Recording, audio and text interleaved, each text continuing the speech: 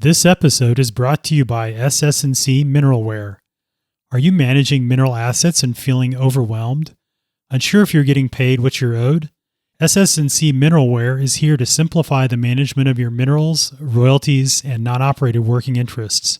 Mineralware's out-of-the-box features give you the tools you need to visualize and keep track of all of your assets in one place. Mineralware lets you know in seconds where your interests are, what's active, what acreage is open for lease, and if you're getting paid what you're owed. With Mineralware, you can even automate your revenue and JIB processing and eliminate tedious manual data entry, allowing you to focus on more pressing issues.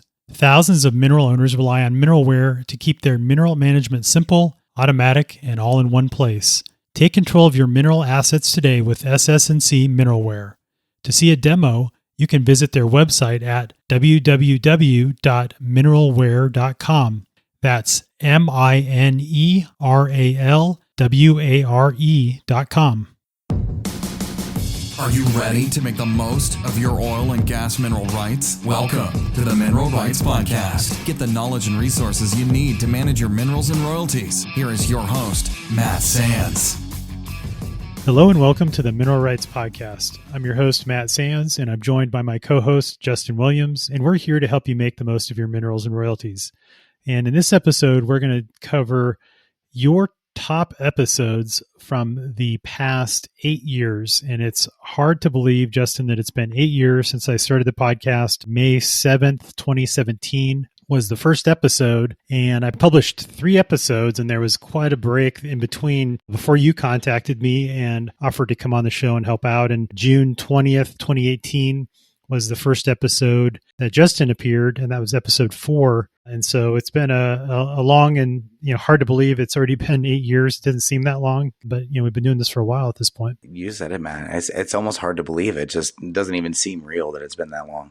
Yeah, and we are doing this is to celebrate our first 300 episodes of the podcast, which we just celebrated here in September of 2025. So depending on when you're listening to this, we might be celebrating our next 300 here. But in this particular episode, we wanted to sort of go over what your favorite episodes were based on the numbers, right? So the numbers don't lie. The analytics from my website, from the downloads from these episodes. So we have a countdown of your top 10 favorite episodes based on the numbers. And then we're going to dive into a couple of our favorite episodes as well at the end, basically some of the favorite interviews that we've had, some of your favorite guests, and then our favorite guests as well that have appeared on the show. So this should be a fun one. It should be, Matt. It's been really interesting, even just kind of going through the list here, and people like to learn. That's what we're seeing in this. And there are some fundamentals that mineral owners face, and they come up again and again. Yeah, some of these episodes have really stood the test of time just because they're so fundamentally important in understanding minerals and royalties and what you own and how to manage them. And so I think that's probably why they seem to just be perennial favorites, so to speak. Yep, you said it, Matt. And our first one is the net mineral acre versus net royalty acre, which, Matt, this makes a lot of sense to me because it's one of those things that you might be able to read it, but it can be tricky, and it takes somebody really explaining it and constantly have to reorient it in your head, or at least I know I do. I've got to read it and define them again in my head before I work with something. Makes sense, and it's important information. Yeah, it's important information, and a lot of times you'll get offers, to purchase your minerals, and it'll be in terms of number of net royalty acres. And so it's important to be able to understand what you own in those two metrics, the net mineral acre versus a net royalty acre. And so that's episode 18 where we talk about that in detail. The Reader's Digest version is, net mineral acre is if you own 100% interest in 1 acre of land. And, practically speaking, if you have a tenth of an interest in 160 acre tract, that's 1/10 times 160 or 160 divided by 10, basically. And that's 16 net mineral acres. And that number is important because it determines your proportional share of those minerals in that tract. And if a well was drilled and, starts producing oil and gas, it'll directly affect how much you get paid. And then the net royalty acre is just a normalized metric that takes into account the royalty rate that you have agreed to or that was in place. Maybe you inherited minerals and it had a royalty already. But in any case, the number of net royalty acres is normalized to an equivalent of 1/8 royalty or 12.5% royalty in 1 acre of land. And so this allows for a comparison of different tracks, if they're leased at 25% versus 12.5%, there's a different number of net royalty acres that you would own or that is owned, all things being equal. And so this is a really important concept. And in this, numerically, you can see why negotiating for the highest royalty rate is important. We talk about that in terms of oil and gas leasing, and we'll talk about that here in a bit because that is one of your favorite episodes as well. But that is an important concept to understand. And this, understanding how to calculate net royalty acres will, I think, really drive home what we mean when we say, you need to negotiate for the highest royalty possible. Yeah, you said it, Matt. And becoming intimate with those numbers is something that, if you're interacting with us a lot, it's something you have to do. And a good spreadsheet goes a long ways, Matt. And those are resources that we have on your website. And again, it's a fundamental. No surprise. Yep. All right, our next one, Matt, just as fundamental, how to perform a title search. I know for me, this was the biggest challenge. There's so much to learn that is a part of this. It's not just as simple as it sounds. It'd be easier if it was a math formula. Yeah, that's something that is very, can get very complicated in terms of understanding what you own, having to read through those deeds and those assignment documents. And there's oftentimes a lot of creative partnerships and carve-outs and things like that occur, and you have to figure out what you're left with at the end of the day. And the only way to really do that is to do a title search, and that is basically to go from present day back to when the land was patented and see all of the reservations or granting of minerals that occurred along the way, and what was remaining when you inherited your property, or if you purchased a property, what was there. So this is a really important topic that every mineral and royalty owner should at least have some working knowledge on how to do it. You said it, Matt. And this is the area where mineral owners typically can lean on an attorney to really look at this. And we've said a lot of times things that you can do to help is have your documents collected. Be sure you keep the copies and keep them stored. But you can also go through and do some of the searching if it's available online and provide that information to the attorney. That helps them out. But there are some of the things that you may encounter that really is for an attorney to make a decision on. So these are legal documents that people run into this a lot with marketable title. So if you're hearing about marketable title, I think that brings that up for a lot of people. Typically, title search is kind of a place to start, and getting with an attorney to help understand how to interpret those documents. Yeah, getting an attorney is important. I think the thing you need to think about with the title search is if you don't have all of those important documents, you need to manage your interest, and things that come to mind off the top of my head, deeds. So that is, the original deed for the property, maybe when the minerals were reserved or when your ancestors inherited them, that chain of deeds, or at least the last couple of deeds, which vests interest in that property to you. Oil and gas leases are super important if you have producing wells. If there's any other types of things like wills or affidavits of heirship or pooling agreements and things like that, all of those types of documents, most of those are public record. And so you would be able to find those in the county courthouse or searching online. And so they fill in the gaps. If you especially have inherited these properties, you don't have a full set of documents as to what you own, going and searching for those becomes pretty important when it comes to managing those, to understand that you're getting paid correctly. And the only way to know is having a copy of your oil and gas lease and seeing what the terms are, and, making sure if there, aren't post-production deductions that are allowed, that they're not being taken out, and vice versa. So yeah, very important. And it's, again, something we walk through step by step on how to do it, at least describe how to do it in episode 10. My online course, Mineral Management Basics, I show you demonstration on how to do that as well. So yeah, this is an important topic for mineral owners. Yep, you said it, Matt. And it's complicated. It's something that takes some time to learn. But once you do, it really helps you to feel more confident and able to collect your documents, keep them on hand, and the same things may come up over and over. Our next one, Matt, is how to negotiate an oil and gas lease. And this is, I think, a tense situation for mill owners, especially if it's their first time being approached by an operator. You're in a business negotiation over this property. Some people might not even know they own this property.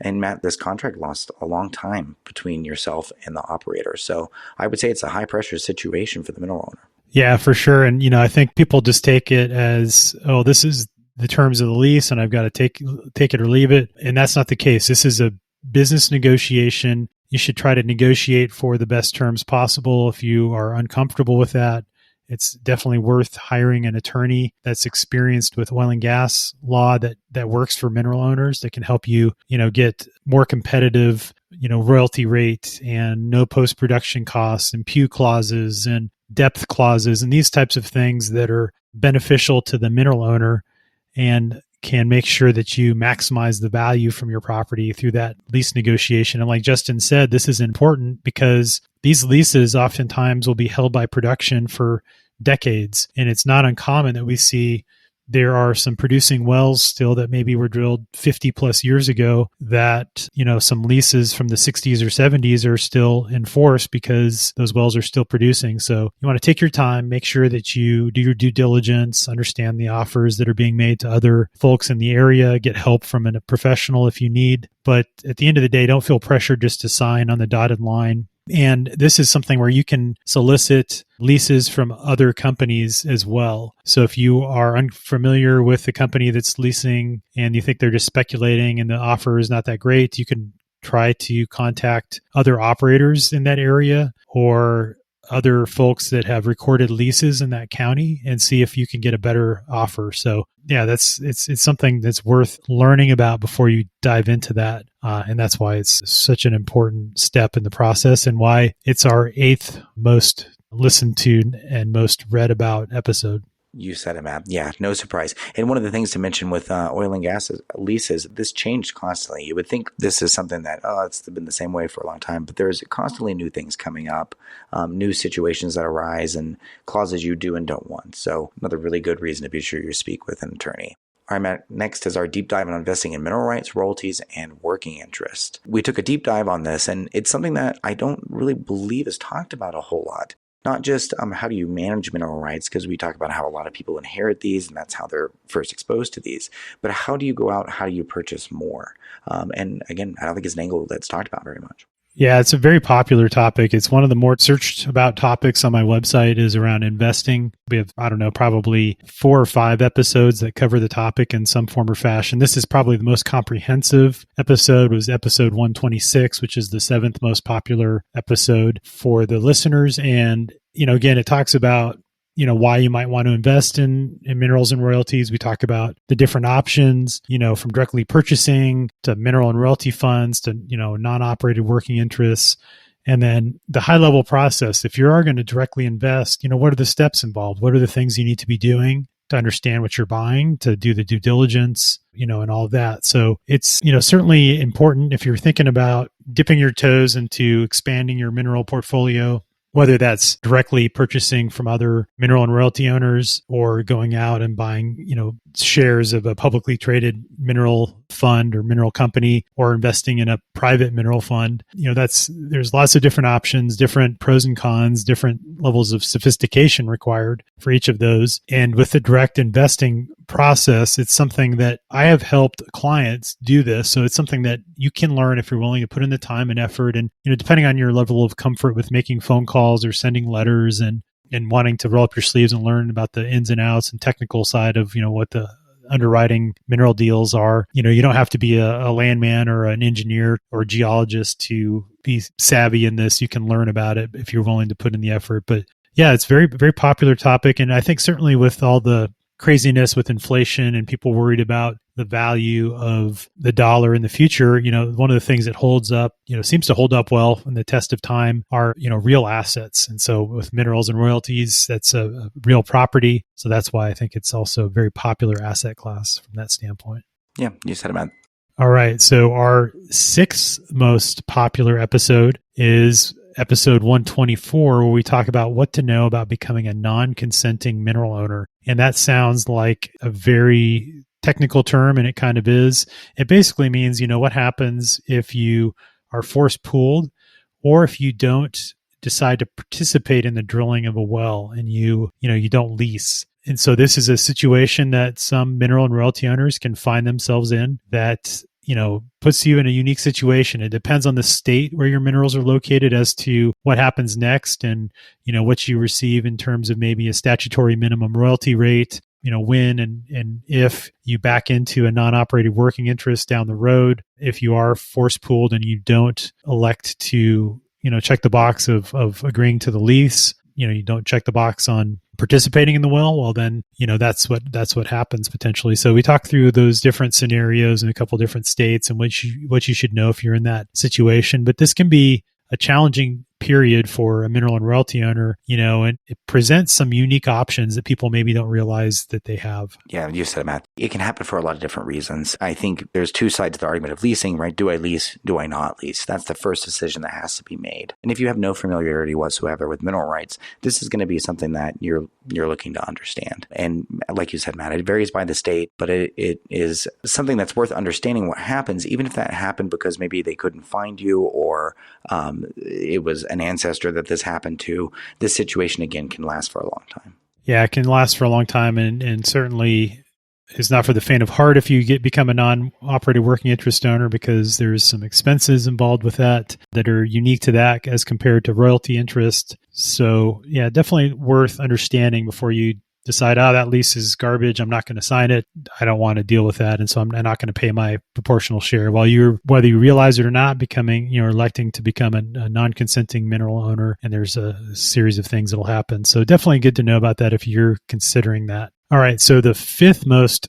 popular episode is how to calculate your net revenue interest in 3 simple steps. And this was episode 3, which was back in 2017. So kind of cringeworthy when I listen to it now and I hear my voice and how, the whole cadence and how that was presented. But the information is solid and still very important for mineral and royalty owners to understand, particularly if you just received a division order and you're trying to determine if that decimal interest in that well that they're just drilled, if it's correct. How do you calculate that? I have a spreadsheet that you can find, which we'll link to in the show notes from episode 3, that will allow you to input your information and it'll calculate that for you. But, it's a pretty simple process. The difficult part is getting all the documents in order and having those at your fingertips. But really only need 3 things, right? 3 simple steps. Step number 1 is to understand how many net mineral acres you own. Step number 2 is to understand the unit size, where the well is located, and what acreage is being pooled together. The third step is understanding what your royalty rate is from your oil and gas lease. And if you have those 3 pieces of information, sometimes you need to go to the Oil and Gas Commission website and get a plat. If it's an allocation well in Texas, for example, you'd need to know the productive lateral length through your tract or through your unit if it's multi-unit well. And so it's definitely, the high level information though is all there. In terms of most cases, those 3 pieces of information will get you what you need to calculate your decimal interest or your net revenue interest, or NRI is the technical term. But very important thing to know how to do. Yep. And again, something we use again and again. It is easy to do the formula. It's hard to collect the documents if you're starting from zero. And I'm sure a lot of people are trying to answer this question, which leads to more and more questions. And Matt, I'm going to guess that this is likely the episode which I found you. I could be wrong, but I'm going to guess that this is probably the one. Yeah, there was a gap there. This episode 3 was in September of 2017, and then you came on board, and then we released the next episode in June of 2018. So yeah, that was probably one of those that was out there, and when I hadn't recorded an episode for a little while, and so that's very likely. All right, Matt. So our next one is a question that just comes up time and time again. And again, we encounter this multiple times throughout the history of mineral rights, but how do we value? How are they valued? There's a lot of talk, whether you're looking at selling it, whether you're looking at what is it taxably worth. This is always a question that comes up. Yeah, so that's episode 4, how mineral rights are valued. Another good one, I think it was even a little bit more in depth, was episode 194. It was how do you calculate mineral rights value? But basically, we just explore in this episode 4 in particular, the 3 main valuation methods that professionals use when you hire them to get a valuation or an appraisal done. And so it's very simple, very straightforward, but very complex to do in practice. So the concepts are easy. The actual execution of that is a very technical and involved process. I perform valuations and appraisals for clients. That's my primary service that I offer. And it's an involved process, and it takes you understanding the nuances of particular basins or plays or formations, how wells are drilled. And, it can get involved real quick. Yeah, it sure can, man. And there's many different situations you might be doing this, and you might need different information in different situations. There's, not one size fits all. There's a couple different ways to go in about doing this. And something we often talk about where this can come into play is the return on investment worth it? Is it worth it to pay an expert? What level of valuation do you need? Next one here that we're going to talk about, I think was one of the most difficult things initially for me at least, was understanding the difference between minerals and royalties. And we talked about doing title work, but title work, collecting the documents, doing a search with names and following that chain, I find that part to be fun and interesting. Understanding what exactly those documents do convey, change, and might be saying exactly in legalese, it can get a lot more complicated. And this is one of those topics. What is the difference between minerals and royalties? Yeah, this is a very fundamental concept. And you would think they're the same thing, right? And it kind of depends, right? It depends on, are they producing minerals and you're receiving royalties on production, or is it an overriding royalty interest, which is a very different thing. And so we talk about those and, what you need to know. And actually, that's another kind of plug for my Mineral Management Basics course. That's one of the foundational modules in that course, is breaking down the difference between all the different types of oil and gas interests, how they relate together,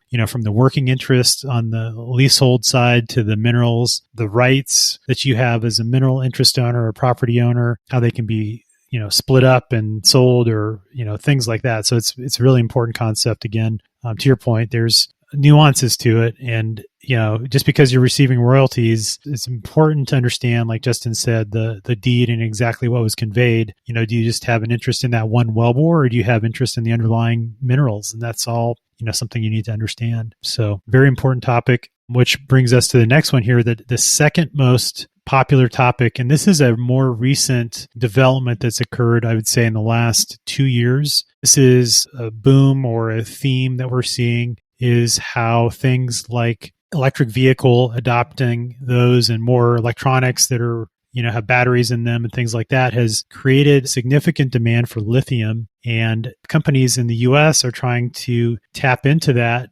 through producing brines that have high concentrations of lithium. And this occurs in areas where there oftentimes is oil and gas production. And kind of the epicenter of this right now is in Southwest Arkansas, where there's a significant level of lithium concentration in the produced water. And so this has been something that has really been in the headlines, and many mineral and royalty owners that have mineral interests in East Texas and South Arkansas are getting offers to lease their lithium rights. And so in episode 208, we talk about the rise of lithium, which is and implications for mineral rights owners. So this is a really interesting one, and really kind of a new thing that's popped up in the past, say, 5 years or so. Yeah, it has been all the talk, Matt. I think it's been a slow evolving process as far as a hurry up and wait.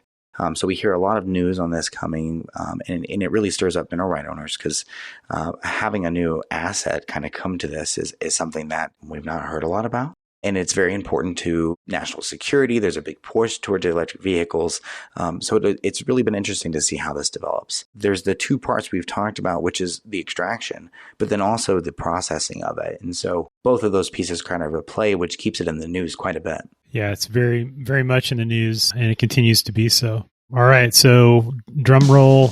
Your most favorite topic is taxes. So that's the number one, was tax strategies for mineral rights and royalties, which was episode 234. So this took the top spot in terms of the number of page views on my website, the number of downloads on my podcast hosting platform. And it's because this is something that affects everybody that owns minerals and royalties, whether we like it or not. I think it is something that we wish we wouldn't have to deal with, but there are ways you can minimize your tax liability. And so that's some of the things we talk about, is, legal ways, of course, within the tax code, and ways that minerals and royalties are taxed. And that also is something we covered in episode 223, which was an end of year mineral rights tax tips episode, where we talk about how to double check your 1099s against your royalty checks and things like that. But, I think taxes, it's a fact of life. It's a reality we have to deal with.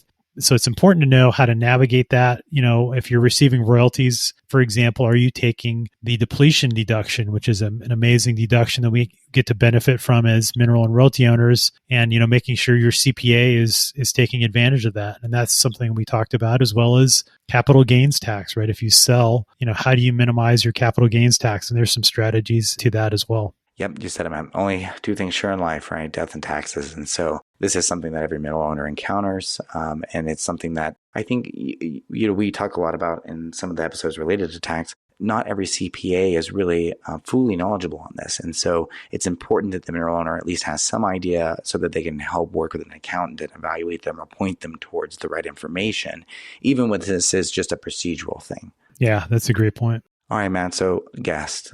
Guests are one of my favorite parts about the podcast. It's a lot of work to bring on guests, but we've had some really amazing guests over the years. And the listeners have definitely showed which ones they like. And then we have some favorites as well. Do you want to talk about who are the top ones?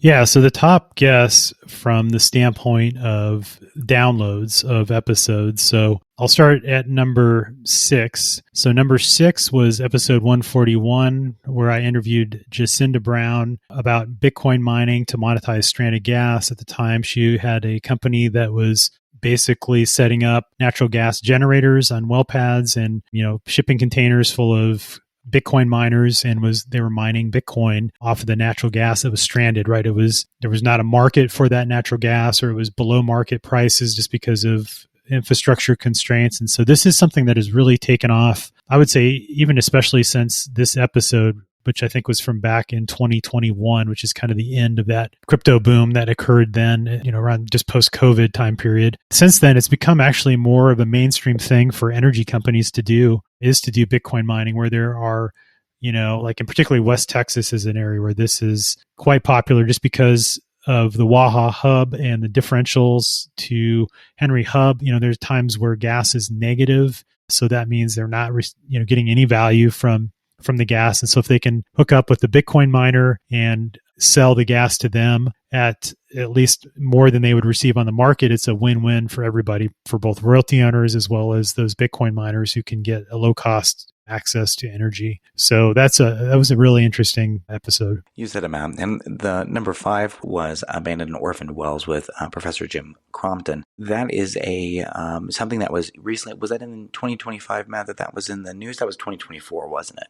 That the big well blew out and it was gushing oil everywhere, and it was an orphaned well that was taken care of. But it's a problem, and it's something that has taken both expertise, engineering expertise, and some goodwill of folks to address the solution, and it's evolving.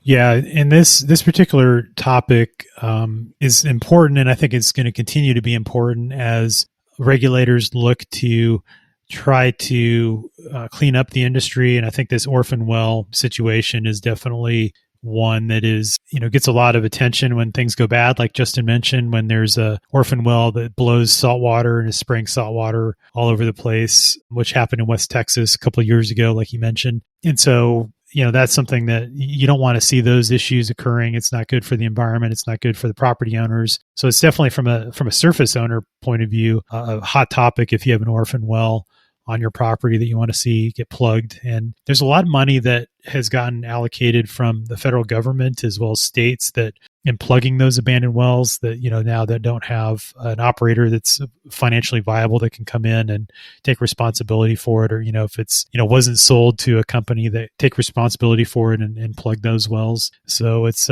something that's being worked through. The industry's taken some creative angles to that. And we've seen things like the Well Done Foundation, which is a nonprofit that's raising money to go and plug wells and things like that have spun up in the past few years. So yeah, definitely an important topic, for folks to understand. And Jim Crompton is a super interesting guy, very smart professor from the Colorado School of Mines, adjunct professor, really interesting background as well. In a mineral market update, this was a kind of going over the market trends and analysis. And this is something that's ever changing, Matt.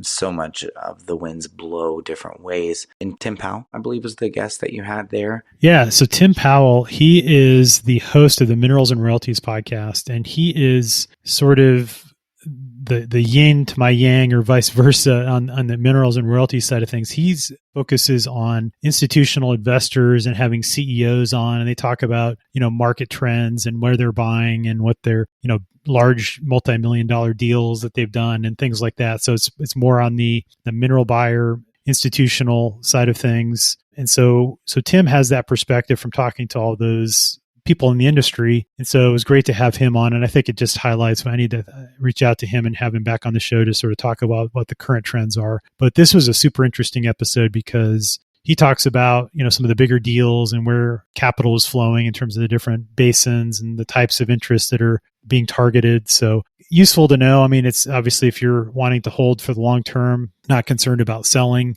but it is important, just to understand what the winds of change, how they might lend themselves in terms of, what mineral and royalty owners or investors are doing is kind of a proxy for what the oil and gas industry is doing as a whole, because most mineral and royalty buyers are trying to buy ahead of the drill bit. In other words, where there are permitted wells, where there are rigs. And so from a mineral owner perspective, if we understand the minerals market and where companies are most interested in investing their money, well, that's because probably that's where most of the drilling is occurring. And if we have minerals in that area, we can glean some information maybe about future trends around drilling and when it might head our direction and when we might get some wells drilled. So somewhat useful to understand, even if you aren't thinking about selling. So number 3, Matt, was investing in minerals and royalties with Jared Kitch. Again, goes back to the idea of investing in mineral rights and royalties is something people are really interested in. And I think folks don't know how to get started. Yeah, that's right. And Jared is not, he's not with a really large mineral and royalty company. He's kind of part of a syndicate where he and a couple of other small, individuals have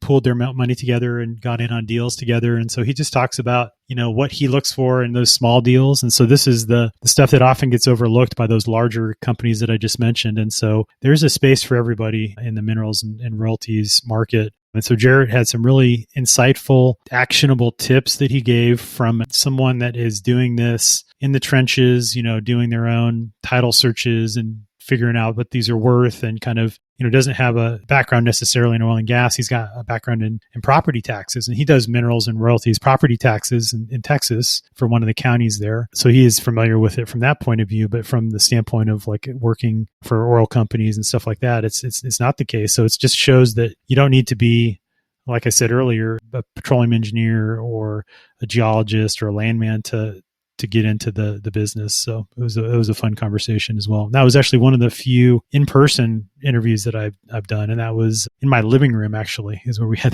that interview. That's awesome. And we in-person interview, we did one at the convention one year, which that's always an interesting thing. It's it can be a little stressful to do the podcast, but to have to rely on the equipment in a mobile situation can also be a bit stressful as well. All right. So episode 2, Matt, was behind the scenes at a large mineral company, and that was with Will Cullen, who's the vice president of Long Point Minerals. I think this was probably really interesting for mineral owners, and I thought it was very interesting to see how the institutional mineral buyers actually look at the market and look at it, evaluating and acquiring the properties that they invest in. Yeah, that was a very insightful episode as well. And that was episode 45. And so that was, actually a few years ago when we did that. And so I know Will has been in the industry for a number of years. He and I actually worked together at Shell back in the day. So he's got that background from the operator side, moved over to the minerals and royalties side, or actually moved back to it because he has a background in that. So with a kind of a finance background and kind of looking at it from that point of view, he shared a lot of really interesting statistics and useful information just to understand, again, kind of tying in with that episode 174 where I had Tim Powell on, what the market is about and how do these big mineral buyers look at, different properties and where are they focusing their efforts and things like that. So that was a very interesting interview as well. Yeah, a lot of great information there, a lot of information about perspective and some of the looking at this as purely a business situation. Our number 1, Matt, was Practical Tips with Landman and Mineral Manager Jimmy Wright, which, hey, this makes sense. I'm glad to hear this for our mineral owners. Jimmy is a wonderful personality, always great to talk to and listen to, and a well-known mineral manager. So he's somebody that helps families manage their minerals, keep on top of them, and that is an option for some mineral owners. Yeah, Jimmy's great. So he and I have served, and Justin, for that matter, we've all served on the board of the National Association of Royalty Owners together. And he is the current president of the NARO Foundation. So that's the 501c3 arm of the National Association of Royalty Owners. So Jimmy and I work pretty closely together, myself on the association side as the president of the NARO Association. And Jimmy is got some amazing stories. He's a very gregarious, easygoing type of guy, loves to talk. So he had a lot of fun things to share in that interview. And I'm looking forward to have Jimmy back on the show again in the future because he's in the trenches. He's, like Justin mentioned, helping other mineral and royalty owners out. And so dealing with all kinds of fun and interesting situations. And yeah, that was a fun one for sure. And it was your favorite as well, the listeners. So. Yeah, no, the number one. And that was episode 180.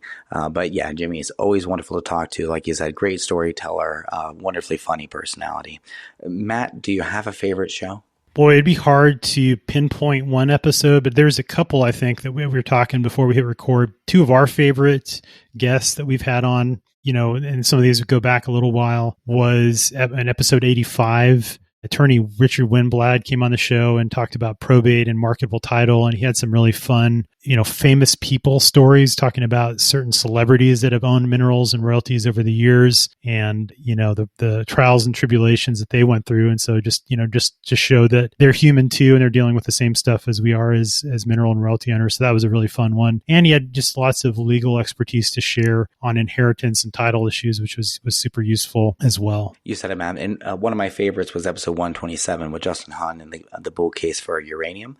It was really interesting to hear. We don't hear a lot about uranium and the developments in that, and there's been a lot that's changed over the last 20, even 10 years. So it was interesting to talk to him and see where the developments are there and the other sources of energy. Matt, I mentioned for me was I loved when we did the deep dive into solar and how solar leases work and how those vary from oil and gas leases. So it's a multiversed industry, and another 300 episodes with I don't think it would be hard to do, Matt. Yeah. And I was, there was certainly a period of time when I was starting out that I was like, man, what are we going to talk about this week? I think we've covered everything. And, of course, something else would pop up and there's some totally new trend or new thing coming up and always interesting people to have on. And I think that is something looking forward to the next 300 episodes. I'd like to have more guests on. I think that is an opportunity out there. And I have a few that I've been talking to, and I'm excited to bring them on the show and to talk to them about their area of expertise. And oftentimes we can learn the most from hearing about other people's experiences, not just the academic, step by step on how to do things, but hey, what did you learn? What was the most helpful? What was the thing you learned that you wished you didn't do, or you did do, at the time. And so those are things that are very helpful, I think, in just understanding this complex world of minerals and royalties. And so I'm looking forward to that as well. And it sure is easier to prepare for those types of episodes too. So. Yeah, you said it, Matt. It sure is. Yeah. And there's some wonderful people out there. And Matt, as he mentioned, we're part of the National Association of Royalty Owners. So we see speakers all the time that are talking about topics related to this. And they're typically wonderful topics. But Matt, being involved in the association, they're already doing so much speaking for us. And so we could work together. We'll work together to pull on some more of those people and see if we can't get them on the podcast. But no, you said it. Having guests has been one of my favorite parts. We've learned a lot from that. And there's some really interesting topics that we covered that I just wasn't aware of at all. Yeah. And it's, like I said, it's hard to pick my favorite. There's just so many of them. We had such, amazing guests on that are also involved with NARO. So John Corcoran, who's our executive director, came on earlier this year in May, episode 286. That was a great one.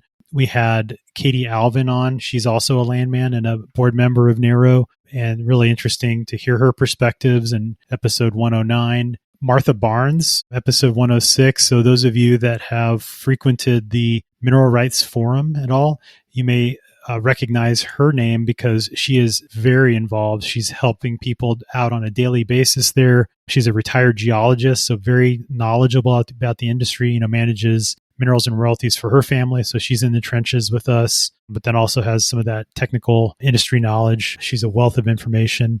We had Jack Fleet on, who is the former executive director and former board member of NARO as well. And Jack came on episode 107 and shared his story. So just amazing guests we've had over the years. And again, like I mentioned, I'd love to have even more. And then, of course, our last episode that dropped here, episode 300, was an interview that I did with Jesse Kwong, who's the co-founder of Pebble REI, which stands for Real Estate Investment. It's a platform that he uses, and it's for land investors, but then also he has a couple of mineral buyers that are using it to source deals. And so it's sort of a customer relations platform and It does all kinds of different things related to calling and emailing and mailing to prospects to ask if they are wanting to sell. So some of those purchase offers you've gotten in the mail may have come through that Pebble REI platform, but it's really interesting to hear, how getting it started with land investing. So I think that's the other thing is mineral and royalty owners. I've worked with a lot of clients over the years. They want to diversify,